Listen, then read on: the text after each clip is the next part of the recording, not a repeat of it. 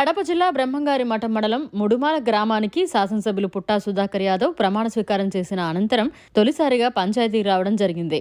ఈ సందర్భంగా స్థానిక టీడీపీ నాయకులు ఆదిబోయిన వెంకటరమణ యాదవ్ ఆధ్వర్యంలో ప్రజలు, అభిమానులు, తెలుగుదేశం పార్టీ నాయకులు ఘనంగా స్వాగతం పలికారు. ఈ సందర్భంగా శాసనసభ్యులు మాట్లాడుతూ సిద్దయ్య గారి మఠం సర్వాంగ సుందరంగా తీర్చిదిద్దడమే తన లక్ష్యమన్నారు.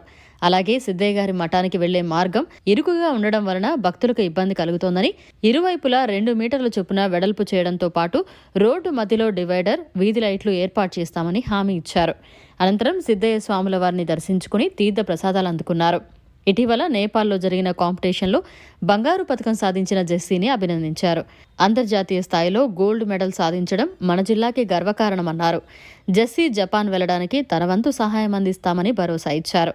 ఈ కార్యక్రమంలో తెలుగుదేశం పార్టీ మండల అధ్యక్షులు చెన్నుపల్లి సుబ్బారెడ్డి, ఎస్ఆర్ శ్రీనివాసరెడ్డి, లెక్కల కొండారెడ్డి, సాంబశివారెడ్డి, పూజా శివయాదవ్, లగసాని వీరయ్య, రామసుబ్బారెడ్డి, ఏడీఆర్ తెలుగుదేశం పార్టీ నాయకులు, కార్యకర్తలు పాల్గొన్నారు.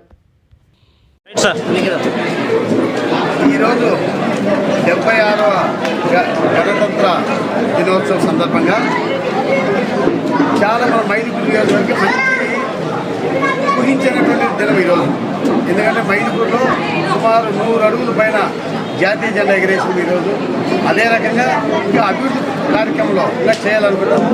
తొందరలో మన భీమఠం మండలంలో బ్రహ్మంగారి మఠంలో కూడా ఒక సెంటర్లో జాతీయ జెండా ఒకటి ఎగరేసి, అదే రకంగా ఎన్టీఆర్ విగ్రహం పెట్టి అక్కడ ఫ్లాగ్ లైన్ కూడా సెంటర్లో సర్కిల్లో పెట్టాలని చెప్పి నిర్ణయించుకున్నాము. అది కూడా తొందరలో పెట్టించడానికి ప్లాన్ చేస్తున్నాము.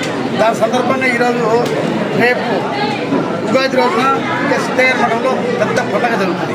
ఆ రోజు భక్తులకందరూ చాలా లైటింగ్ లేక చాలా ఇబ్బంది పడుతుంది.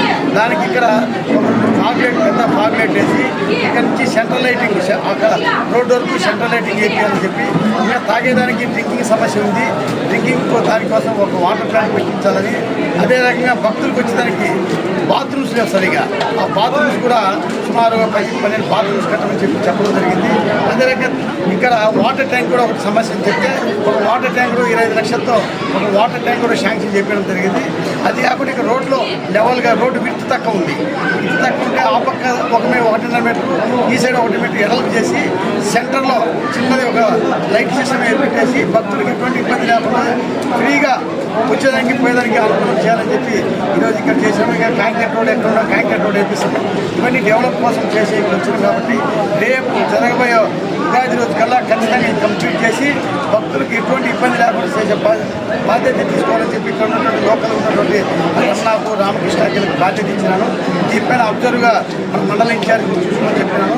అదే రకంగా అధికారులను చూసుకొని తొందరలో అభివృద్ధి మా ఆశయం ఒకటి. నన్ను ప్రజలు గెలిపించారు. మన మండలంలో కూడా బ్రహ్మాండ అత్యధిక మెజారిటీ తీసుకొచ్చారు. మన మండలానికి కూడా ఒక శాశ్వతంగా డెవలప్ కార్యక్రమంలో ముందుకు పోవాలని చెప్పి మేము ప్లానింగ్ చేసుకుంటున్నాం. ఎట్లంటే ఇక్కడి నుంచి సౌదరపల్లికి డబల్ రోడ్డు, సౌదరపల్లి నుంచి మఠానికి డబల్ రోడ్డు, ఆ రకంగా ఎక్కడెక్కడ రోడ్లు లేకుండా రోడ్లు వేయించాలా, ఇవన్నీ ప్లానింగ్లో ఉంది. తొందరలో అవి కూడా అన్ని నెరవేరుతాం. ఫస్ట్ ప్రణాళిక మఠంలో అభివృద్ధి చేయాలి. మఠంలో టూరిజం ప్లేస్గా తయారు చేసేకి మేము ఆలోచన పెట్టుకోవడము. దాని ప్రకారంగా అది సెంట్రల్లో చేస్తే చాలా అద్భుతంగా ఉంటుంది. అది చేస్తాము. ఇదే రకంగా ఈరోజు మన మండలంలో మనం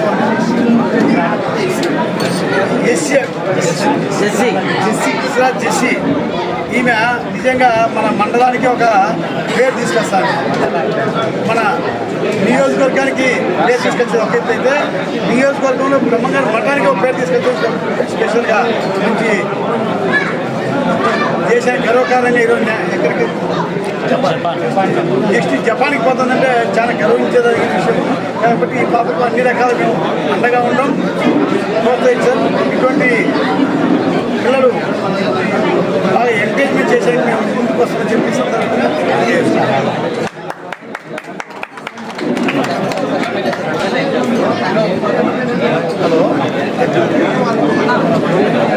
మరిన్ని అప్డేట్స్ కోసం మన HN9 టీవీ ఛానల్ని సబ్స్క్రైబ్ చేసుకోండి.